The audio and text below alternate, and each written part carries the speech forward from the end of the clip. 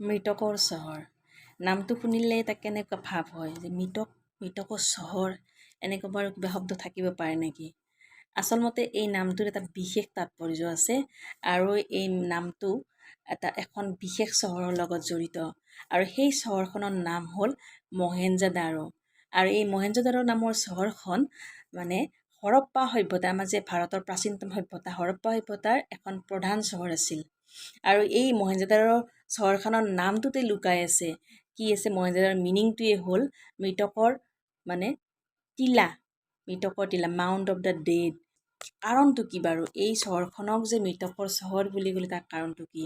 যেতিয়া এই চহৰখন আৱিষ্কাৰ হৈছিল তেতিয়া এই মহেঞ্জোদাৰো নগৰখনত কি হৈছিল, তাতে বহুতো নৰকংকাল আৰু মানুহৰ হাড় পোৱা গৈছিল আৰু সেইটো কাৰণে কি কোৱা হৈছে, মাউণ্ট অফ দ্য ডেড বা মৃতকৰ টিলা বুলি কোৱা হৈছিল।